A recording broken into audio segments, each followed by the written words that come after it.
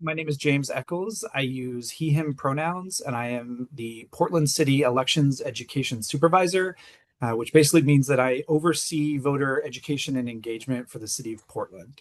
I'm going to go around and have my colleagues introduce themselves, and then we will go ahead and get this show started. So I'll pass it over to Rosie.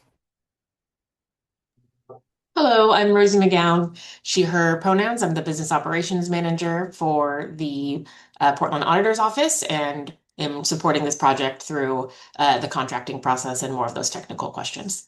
I'll pass it over to Blanca.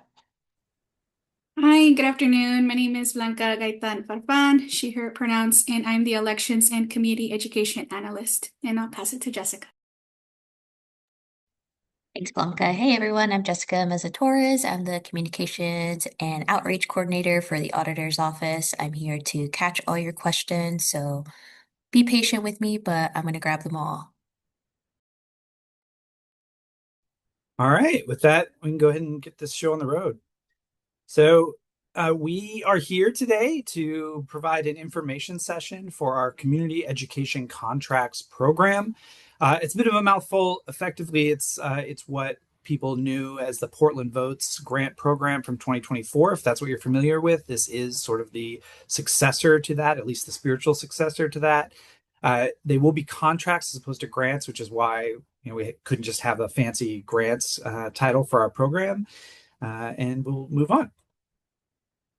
So with this in mind, I'm going to pass it over to my colleague Blanca to talk about some housekeeping and our agenda for today. Blanca, take it away. Yeah, thank you, James. So, as mentioned, the session is being recorded. The recording will be posted to the website, so you can refer back to it. The session itself is for informational purposes only. Any changes to the program itself will be made to the request for proposals document as an addendum. You can feel free to post your questions in the chat, and we will have a formal Q&A portion of the agenda towards the end. Next slide.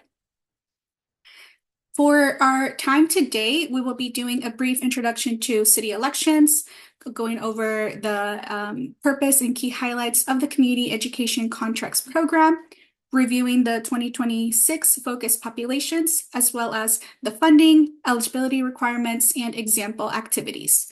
We will also share the timeline for the proposal process, the selection process, and review the submission portal. Following the presentation, as we mentioned, we will have time for Q&A. So that is an overview of what we'll be doing with our time today, and I'll pass it back to James. Thank you so much, Blanca. So we're going to start off with doing sort of a quick review for those of you that are not familiar, although I definitely see some familiar faces out there, or names, I guess. I can't see your faces. I see some familiar names out there, so a lot of you know exactly what we do, but for those that don't, this is the Portland City Elections Division.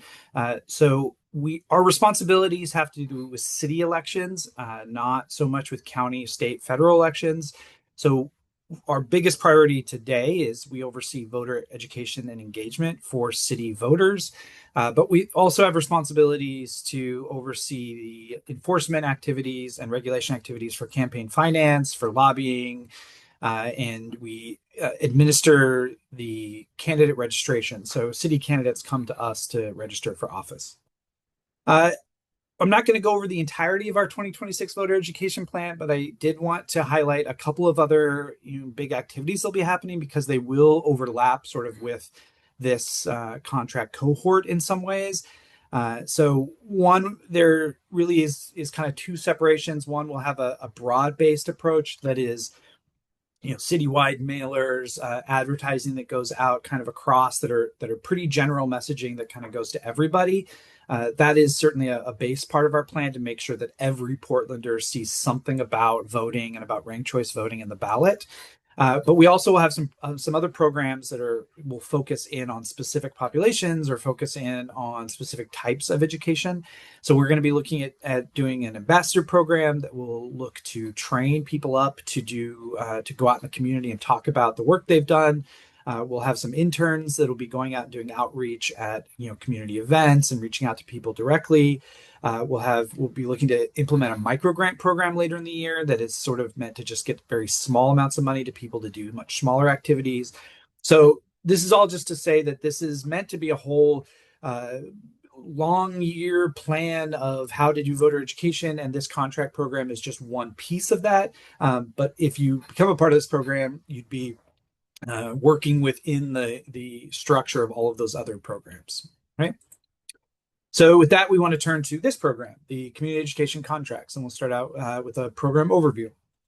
So should not surprise anybody that the primary goal of this program is to educate Portlanders about ranked choice voting and about the city elections. If that is a surprise to you, then you might have joined the wrong information session. But really, that is our primary goal in voter education in the city, is educate people about ranked choice voting on the ballot. Our duty is given to us by the charter, and it specifically states ranked choice voting. So that's always going to be a primary goal for our programs and for our plans. But we also will look to be doing all sorts of education around the city elections in general, getting people registered, getting people to understand when it's going to happen, how their ballot will arrive, and all of that. The second big picture idea is consistent messaging.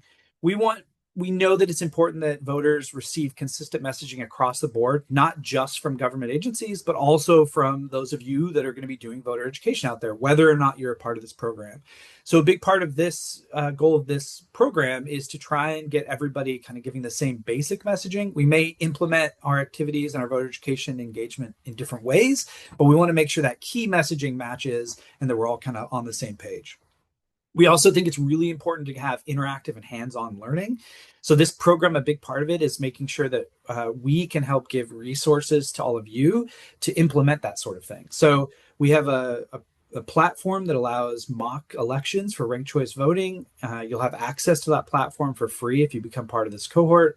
And we also will do lots of training and lots of just working together to sort of develop engaging activities to help train people so that you're not just sitting in a bunch of info sessions like this one, but you're really voters are really doing exciting things to learn.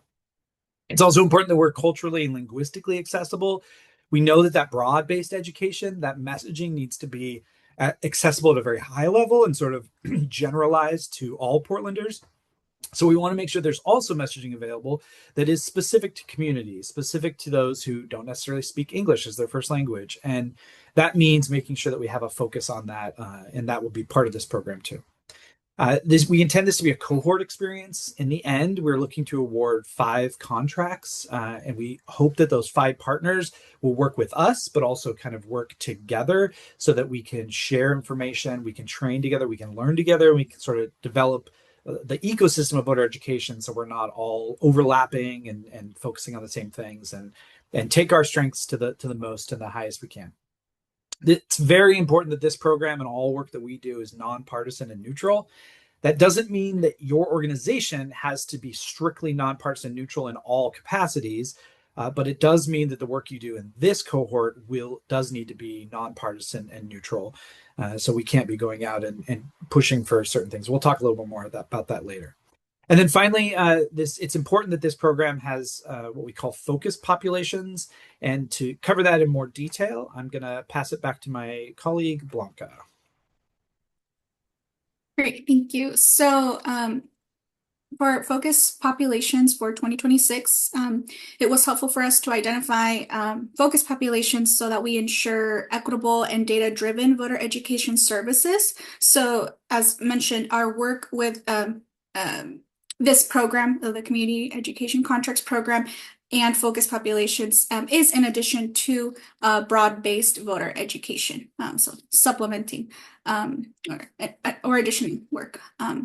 So for 2026, we have the following focus populations. So that includes eligible voters who identify as Black, Indigenous, or other communities of color who live in precincts with historically below average voter turnout over the last 10 years. Voters living with disabilities that impact voting and or their ability to engage with voter education material.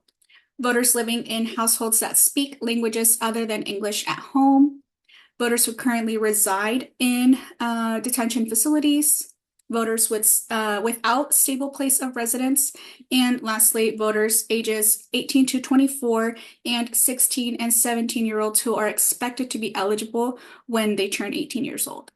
You can find more in-depth information about the criteria to select these focus populations and the full list on our city elections website.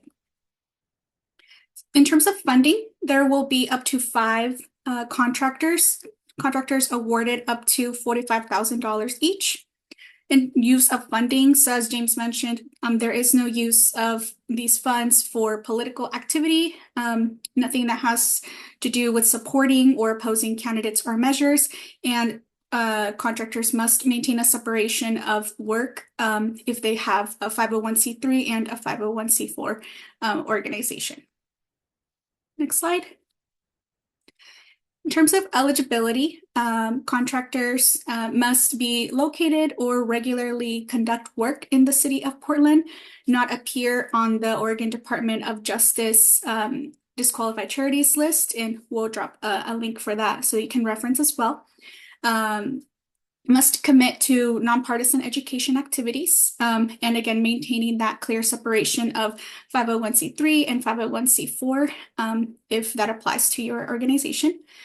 Be available and participate in monthly cohort meetings and periodic check-ins with city election staff between June and December of 2026. And lastly, fulfill the requirements to register as a vendor with the city of Portland. For this last requirement, you will need to meet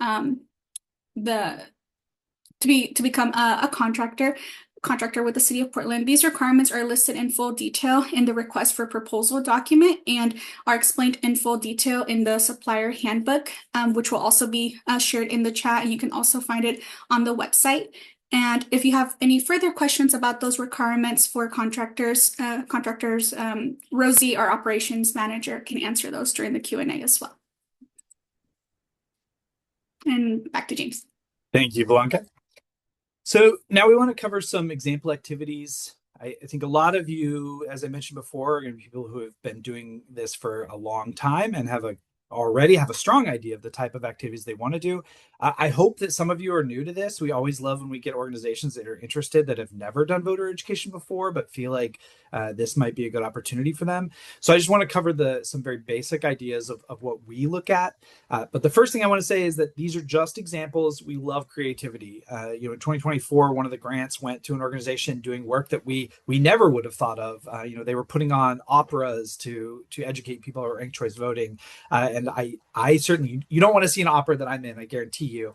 So it's certainly not a skill set or an idea that I would have had. With that in mind, some of the examples of stuff that we have done in the past or that we focus on as the city elections is community focused activities. So showing up at neighborhood events, barbecues, going to churches, places where communities gather, and they're already going to be talking about the election, about how to fill out their ballot and things like that. It's really important to us. We have a lot of data that shows that the number one way people learn is by doing, that people who have actually participated in a ranked choice voting election are far more likely to understand it and not make errors.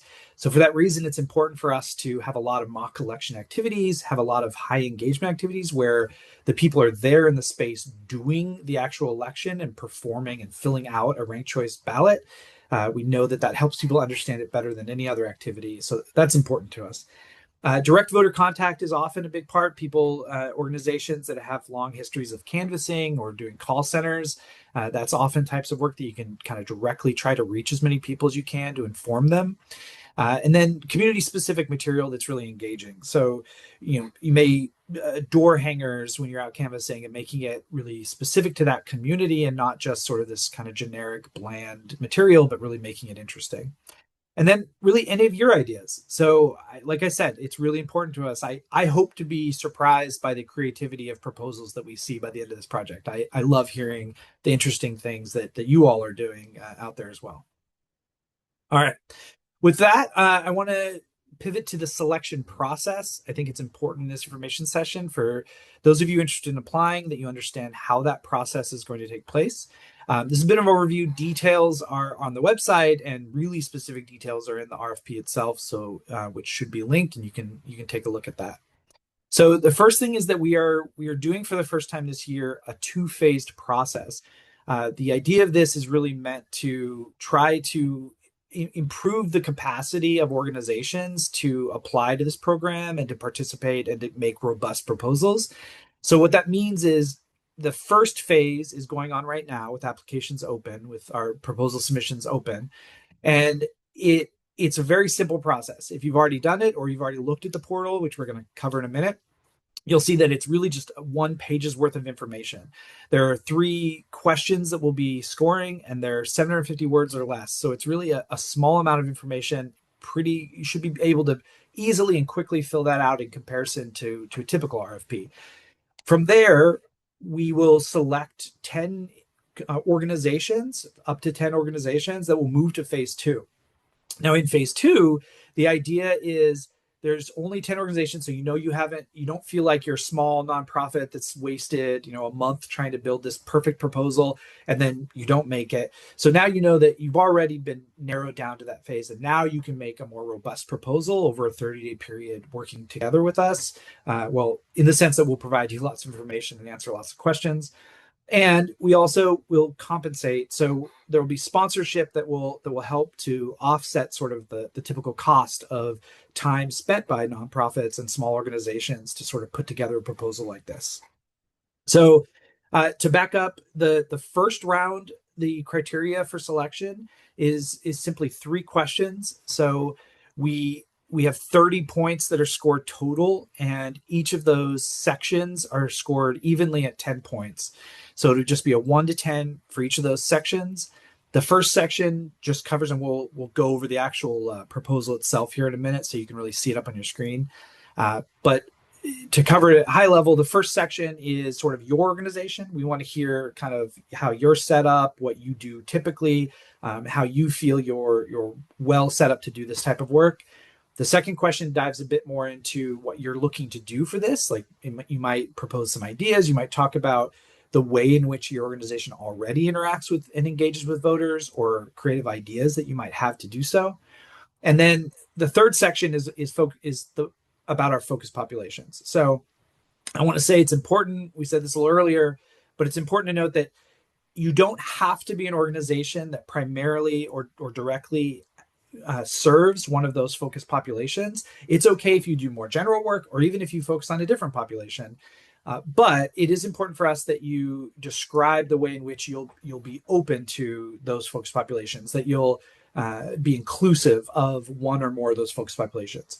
So if you serve them directly, then you should explain that and detail that in your proposal. If you don't serve them directly, we just want you to be clear about the ways in which the activities you'll propose are inclusive to at least one of those populations. So hopefully that makes sense. And then finally, in phase 2, we will work together to develop these proposals, and then up to 5 of those proposals will be selected and awarded contracts. Right? Let's move to our timeline. So the proposal submission portal for phase 1 is open right now. So if you've not already, you can go right after this and fill out your submission and get it to us, and we can start taking a look at it. The deadline for those is going to be March 23rd at 5 p.m. So do not delay. And that's 5 p.m., not midnight. So make sure if you are a procrastinator like me and you're waiting till the last second, make sure you get it done before 5 p.m. and it's submitted. We will typically, sometimes people will submit multiple times because they made a mistake or an error. You can always reach out to us and just let us know, just to make sure we understand that. But we will always look at the most recent submission to look at what we're going to propose if it's clear that it's a duplicate submission. Okay. March 30th, after we select our 10 organizations, will be when we begin phase 2. So we would meet with all those 10 organizations, talk a little more in depth about what's going to happen in phase 2, and then move forward.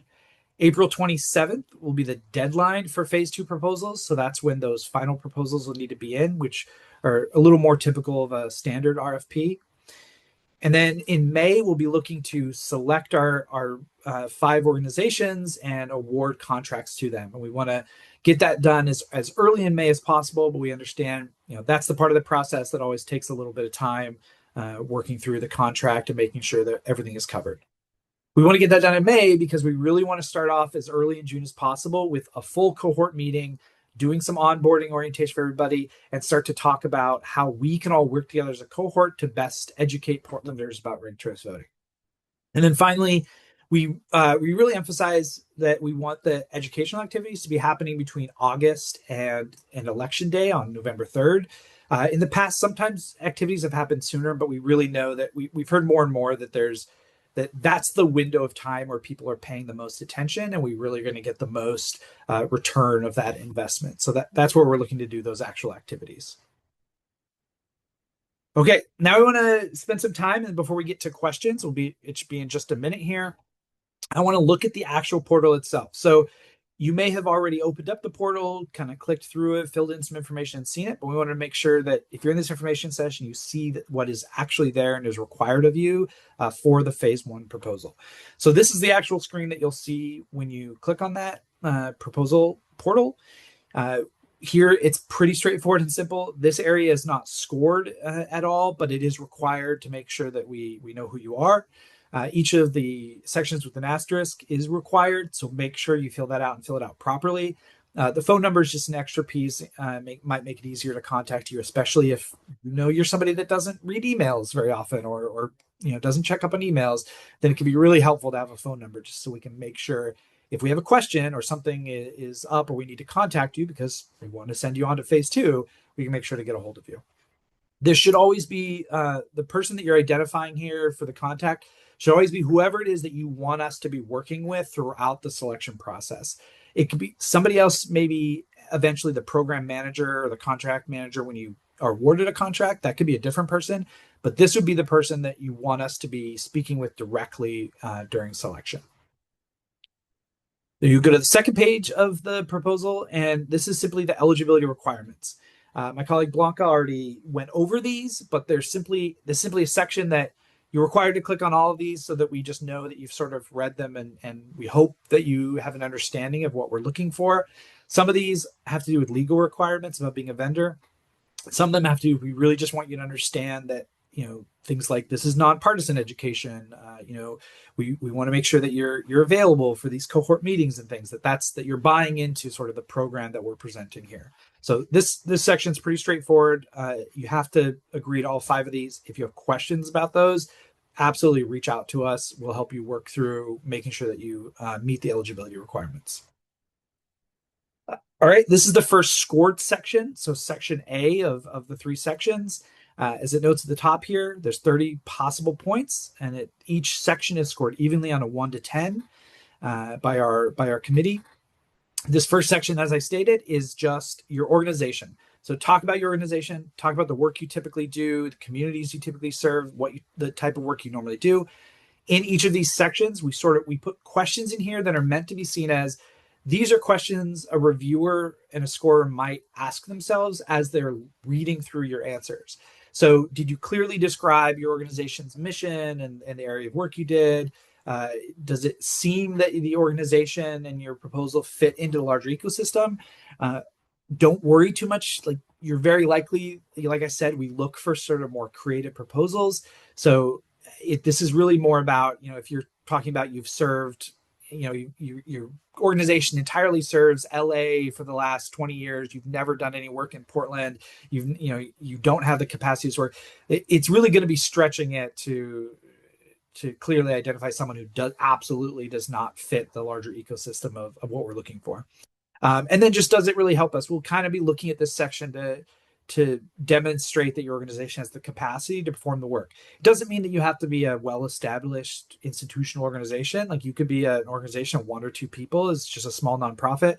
But we just want it to kind of fit the idea of the work you're looking at proposing to us, that your organization kind of fits that. So make that argument for us. The second section is where you really describe the activities you're looking to do. Don't feel beholden to what you described here. Doesn't mean that now you have to do everything you described in this section once we award a contract. We expect you to develop the proposals over time when you get to phase 2. We don't want you to do a U-turn on what you're talking with us about. But just talk here generally what you're looking to do. If you've done work in the past, it's great to talk about that. If you haven't, that's okay. And you can just talk about the type of work you've seen or the type of activities that you've heard about that excite you. This is also kind of where we are looking to either hear you're explaining things that we know to be standardized best practice approaches to engagement, or creative ideas. But if they're creative and kind of out there, you might want to give us a sentence or two to help explain, why this creative and new idea is a good one. All right. And then the final scored section, and then we'll get to Q&As. You can stop hearing me just talk, is section C, and that's where we talk about the focus populations. We list them here the way that they're listed in the RFP, so you can sort of review them and just make sure. But what we're looking for again here is not, that all of your work is dedicated and you're better at communicating with this community and this population than anybody else in Portland. What we're really looking for is just to make sure that we're being inclusive of the populations that we've identified that need some focused education, some voter engagement more than other populations. So this is the population on this list, and as Blanca said, you can go to our website to kind of learn more about our process for identifying these. But these are populations where we feel in the past, especially in 2024, that we as a government entity have sort of failed. So we want to focus on and do more work here. That means that whatever your work is, we just want to make sure it's inclusive of these populations. So explain that, talk about that. What we're really looking for is just that you are excited and willing to be inclusive of these populations in some way. So just make that clear in your proposal. Okay, those are the 3 sections that will be scored in phase 1 by our committee. And then we are done with the portal. We will now move to the Q&A section. So